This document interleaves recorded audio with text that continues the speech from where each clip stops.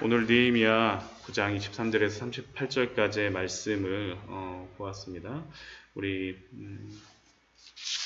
8장까지 해서 초막절을 지킨 이스라엘 백성들, 성벽을 세우고 나서 초막절을 지키고 나서 그들이 무엇을 했을까라고 우리는 생각할 수 있는데, 그들은 그 초막절의 규례를 지키고 나서 한 것이 바로 무엇이냐면 9장 1절 말씀을 보면 그달 스문 나은 날 이스라엘 자손이 다 모여 금식하며 붉은 베옷을 입고 티끌을 무릅쓰며 자기의 죄와 조상들의 허물을 자복하는 회개하는 시간을 가졌다라고 합니다.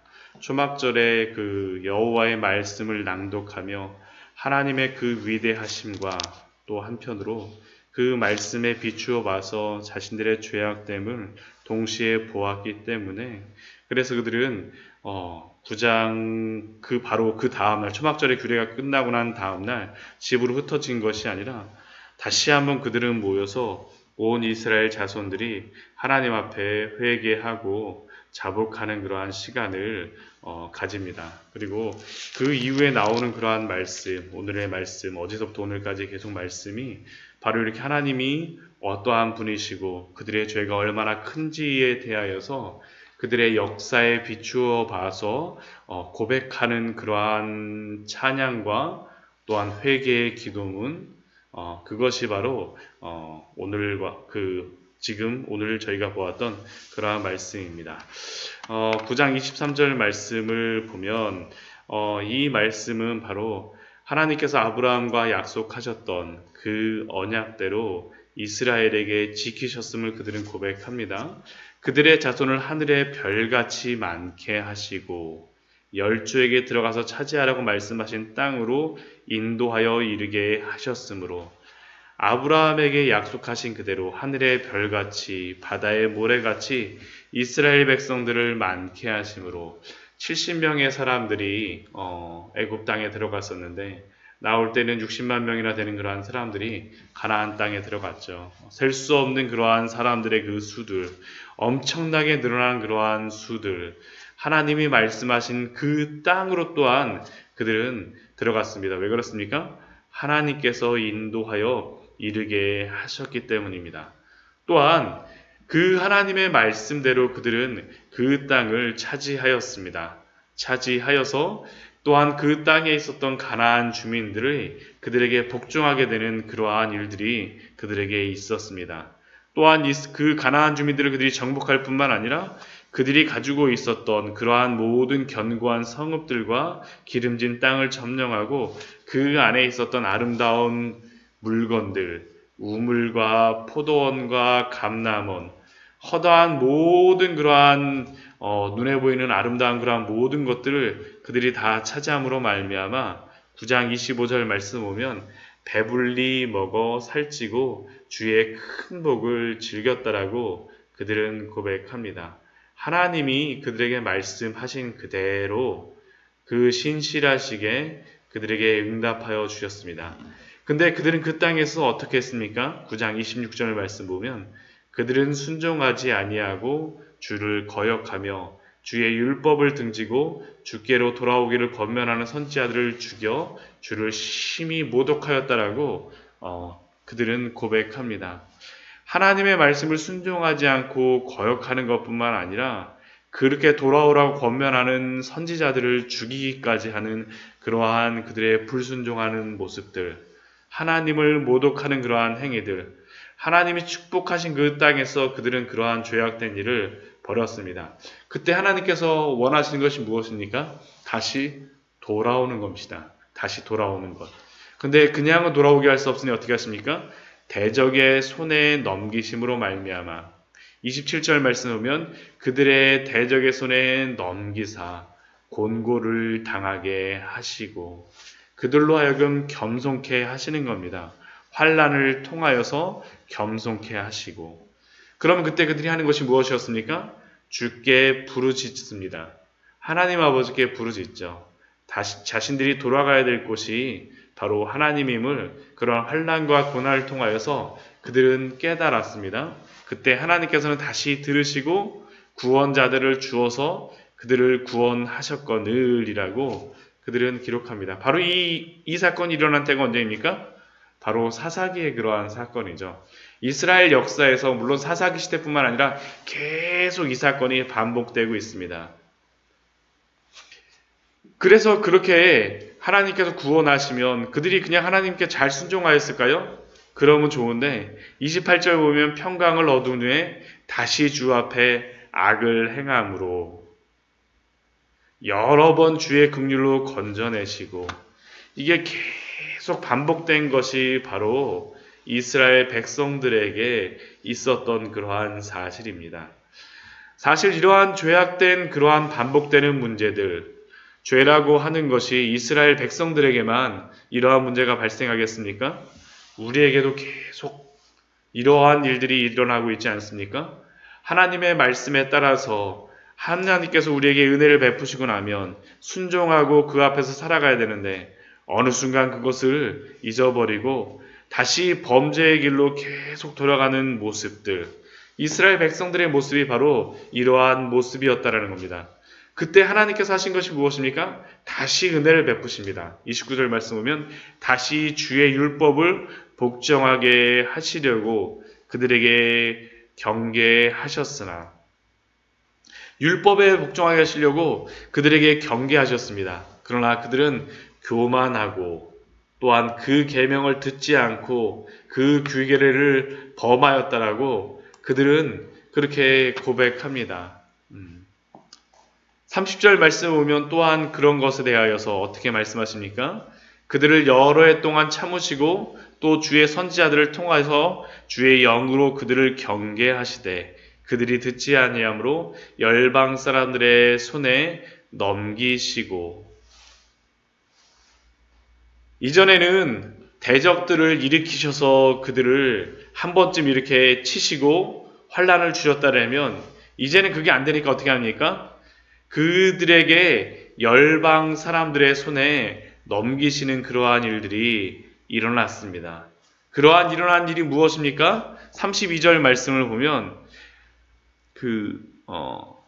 주의 모든 백성이 아수르 왕들의 때로부터 오늘까지 당한 모든 환난을 이제 작게 여기지 마옵소서.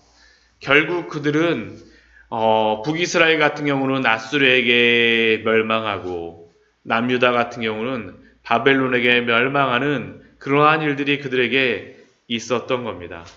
그럼에도 불구하고 그들이 하나님 앞에 의지하는 것이 무엇입니까? 31절 말씀 보면 이렇게 그들이 또한 하나님 앞에 이렇게 기도합니다. 주의 크신 긍휼로 그들을 아주 멸하지 아니하시며 버리지도 아니하셨사오니 주는 은혜로우시고 불쌍히 여기시는 하나님이시니이다. 그들은 그러한 가운데에서 하나님의 은혜를 구하고 있습니다. 어떠한 하나님입니까? 긍휼이 많으신 하나님, 멸하지 아니하시는 하나님, 은혜로우시고 불쌍히 여기시는 그 하나님께 의지합니다. 그들은 또한 32절 아까 저희가 읽었었지만 그러한 그 조상들의 모든 고난에 대해서 무엇이라고 합니까? 오늘까지 당한 모든 환난을 이제 작게 여기지 마옵소서. 자신들의 죄가 크다라고 그들은 고백하고 있습니다. 왜 그렇습니까? 하나님 앞에 그들의 죄를 보았기 때문입니다. 하나님 앞에 자신들의 죄를 돌아보니 자신들이 스스로 생각하기에도 얼마나 그 죄가 큰지 그들은 하나님 앞에 자신들의 죄에 대해서 사실대로 하나님의 그 말씀에 비추어서 하나님 앞에 회개하고 있습니다. 그럼에도 불구하고 하나님을 의지하죠. 왜 그렇습니까? 하나님은 언약에 신실하신 하나님이기 때문입니다. 32절 앞부분에 보면 우리 하나님이여 광대하시고 능하시고 두려우시며 언약과 인자하심을 지키시는 하나님이여 라고 그들은 고백합니다. 언약에 신실하신 하나님, 여기에 인자는 헤세드입니다. 변하지 않는 그 하나님, 변하지 않기 때문에 사랑 많으신 그 하나님 앞에 그들은 그것을 의지하여서 자기들의 죄가 큼에도 불구하고 다시 한번 주 앞에 나아가고 있습니다. 또 33절 말씀에서 그들은 이렇게 고백합니다. 그러나 우리가 당한 모든 일에 주는 공의로우시니 우리는 악을 행하였사오나 주께서는 진실하게 행하셨음이니이다. 그들이 행한 모든 일에 대하여서 하나님은 공의를 행하셨다라고 그들에게 고백합니다. 공의를 행한다라는 것이 무엇입니까?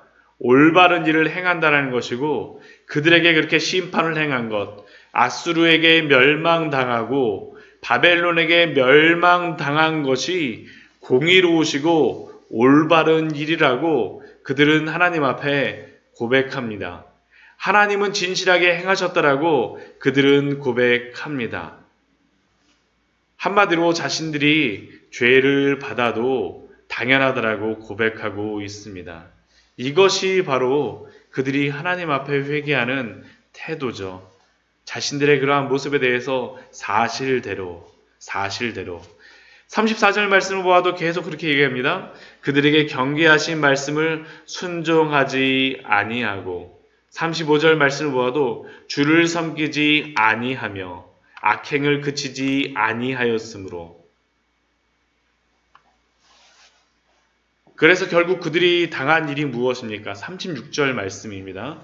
우리가 오늘날 종이 되었는데 곧 주께서 우리 조상들에게 주사 그것의 열매를 먹고 그것의 아름다운 소산을 누리게 하신 땅에서 우리가 종이 되었나이다.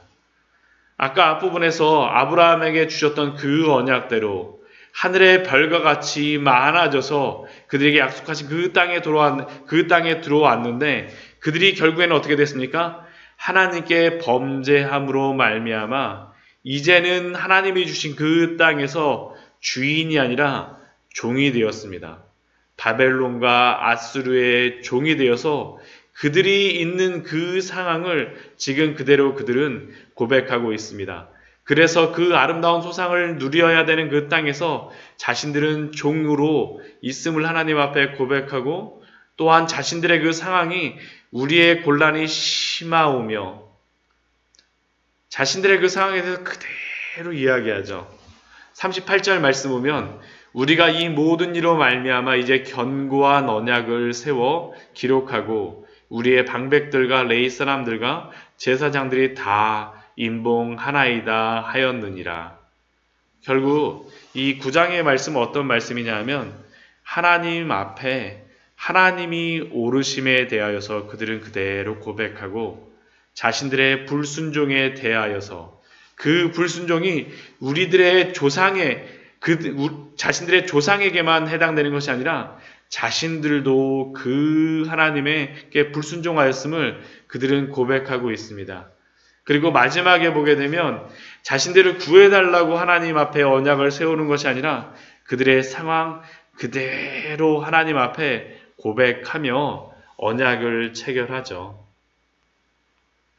이 말씀을 통하여서 우리가 알 수 있는 것이 무엇이겠습니까? 그들이 이렇게 그 상황 그대로 하나님 앞에 고백할 수 있는 것이 무엇이겠습니까? 그것은 그 과거에 그들의 조상들이 범죄하였음에도 불구하고 언약에 신실하신 하나님께서 오늘도 우리가 비록 죄를 범하고 종으로 있사오나 그 하나님, 언약에 신실하신 하나님, 우리와 함께하여 주심으로 말미암아 우리를 구원하여 주시옵소서라는 그러한 고백이 그들의 고백 속에 있는 겁니다. 하나님의 그 신실하심을 그들은 바라고 있습니다. 그리고 이것을 우리가 이 하나님의 신실하심을 그들이 구하고 있는데 우리들이 범죄하였을 때에도 동일합니다. 우리는 끊임없이 범죄하오나 하나님 앞에 범죄하나 하나님이 우리에게 베풀어 주신 그 은혜가 무엇입니까? 날마다 신실하신 그 은혜를 우리에게 보여주셨죠. 그 신실하신 그 은혜를 보여주신 그 가장 큰 은혜가 무엇입니까? 바로 예수 그리스도를 보내심으로 말미암아 우리에게 예수 그리스도를 믿는 자에게는 멸망치 않고 영생을 주시겠다라고 하는 그 약속이 아닙니까? 사랑하는 성도 여러분, 우리가 하나님 앞에 나아가는 것은 우리의 신실함과 우리의 믿음과 우리가 하나님 앞에 어떤 자랑할 수 있음을 가지고 하나님 앞에 나아가는 것이 아니라 하나님의 신실함을 의지함으로 우리는 나아가는 것입니다. 영원히 변치 않는 그 하나님의 사랑과 그 인자하심을 의지하십시오. 그 아들을 주기까지 우리를 사랑하시고 구원하시는 그 하나님을 의지함으로 우리가 만약 범죄함 속에 있다면 하나님 앞에 회개하고 또한 거룩하게 살기로 한다면 오늘도 우리에게 그 은혜를 베풀으시는 그 하나님을 의지함으로 오늘도 평안의 길을 가시는 우리 성도님들 되시기를 축원드립니다.